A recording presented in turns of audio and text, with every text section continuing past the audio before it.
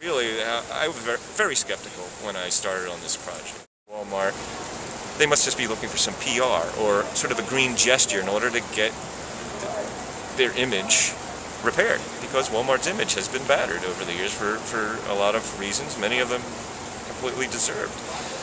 But, all right, why would a Walmart engage in these kinds of green efforts in a sustained way? And it has been sustained, unless it was serving their business and their bottom line.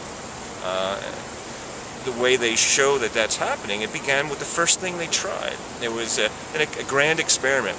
What could Walmart do to test this idea that sustainability is good for the business? They took a toy that they sell by the millions, a toy truck, and shaved a few inches off the packaging, off the cardboard box. Because, you know, the packaging was way bigger than the product. It's for marketing, it's for branding, it's for uniformity on the shelves. Whatever reason they had, a package that was 3 times the size of the truck. So they shrunk it. First thing you notice, well, 4,000 trees aren't cut down.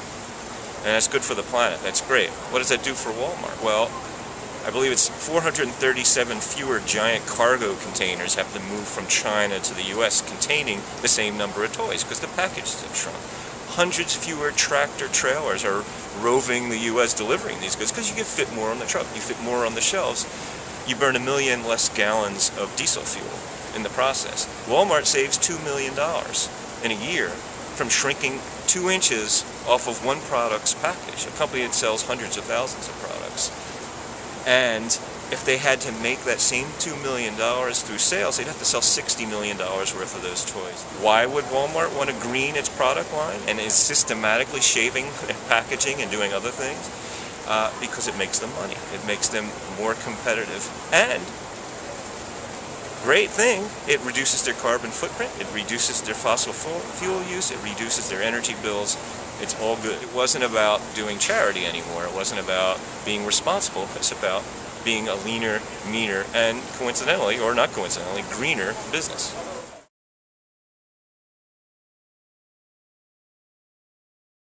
Happens when you have businesses competing to be greener and making that a market force, is then you do have attempts to be good and to exceed the regulatory minimum. So businesses will only do that if the business case for it is there. And I think what's really important about what Walmart and a handful of other big companies have been doing is that it's proving that you just can't write off sustainability as a burden and as a cost. It's proving that it makes you leaner and more competitive. And you know, they sent this is a great example. They sent a team of energy auditors to their suppliers. They go to this underwear factory in the Carolinas, and they say, well, if you do this and this and this, it's going to pay for itself in a year. And what was this and this? It was putting in efficient lighting. It was cleaning the filters on equipment. It was doing really common sense stuff. There was an investment for some of it, but the return on that investment was his electric bills at this underwear factory, millions of dollars, went down 60%. So it paid for itself in very short order. They're doing the same thing in China now. You know, China's finally exceeded our own greenhouse gas footprint, in large part because, you know, we've outsourced our emissions to them, and so we can continue to have those products. They're cutting their emissions and energy use 30%.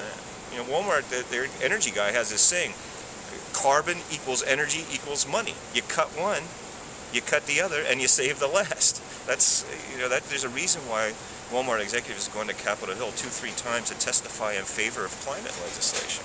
They don't see it as a job killer, they see it as a moneymaker.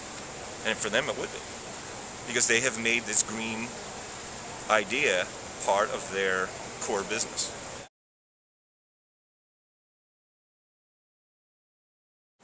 If you have kids, you know, when you went to the store and you bought those, you get them in a big honking box that you immediately put in the trash. The box weighs about 50 pounds. It's a ton of cardboard in it. They're packaged. They take up a huge amount of space when you ship them. So one of the car seat manufacturers said, well, what if we put our car seats in a reusable bag made out of recycled material, and then when the customer takes it home, it fits better, We can nest them when we ship them. And they can, when they go on an airplane trip, they could stick their car seat in the bag and put it in luggage. It's a win-win all around, and it's cheaper if we do that. What do you think? And, Walmart was ecstatic. Well, sure, now we can ship 300 car seats instead of 50 at on a truck. I'm making those numbers up, but it's that order of magnitude difference because they all fit inside each other. The big thing that starts getting asked is, why didn't we think of this before? What is wrong with us? We could have done this 30 years ago. Nobody was thinking like that.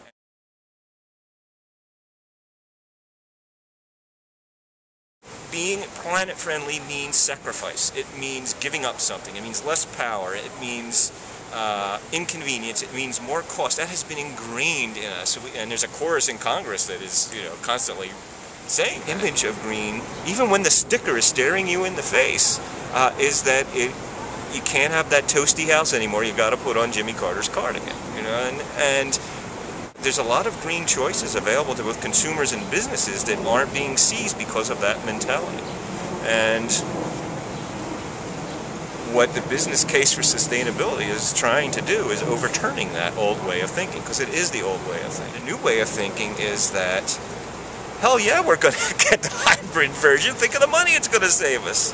They have at Walmart, made their trucking fleet 60% more efficient. They're going more miles and delivering more stuff than ever before and burning millions of gallons less gas. How is that not a good thing? Where is there not the business case for that? I don't care what you have to spend to get there. Over time, it pays for itself. They didn't have to spend that much. A lot of it's planning and efficiency.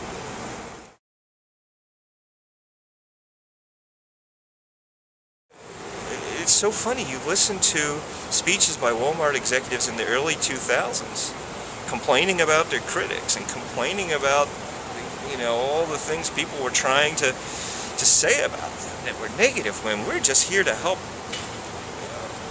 everyday Americans save a little money. And then you look at what they're talking about in 2006 and 2007, they sound like Al Gore. Oh yes, profit and serving the good of the planet and stewardship, they're all the same thing. It's a false dichotomy. It is the most remarkable transformation, and the reason why major companies are talking about sustainability now is because Walmart and a handful of others started the conversation and said, this is really where we need to go. So you're saying that Walmart is a green company, and they're not. They can't be. They are the definition of unsustainability in their business model, because it's, they want you to buy more. They want to continually grow. It's a monument to consumption. But that's the whole country. Right? Walmart is sort of the mirror of how we live our lives here.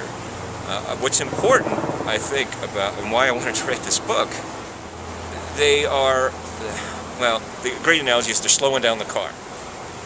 Jump in a car, you say, I got to get to Mexico as fast as I can, and you take off headed to Canada at 60 miles an hour. That's bad. When you slow down the car to 20, that's less bad. So a lot of the things that Walmart is doing is less bad, but they are slowing down the car.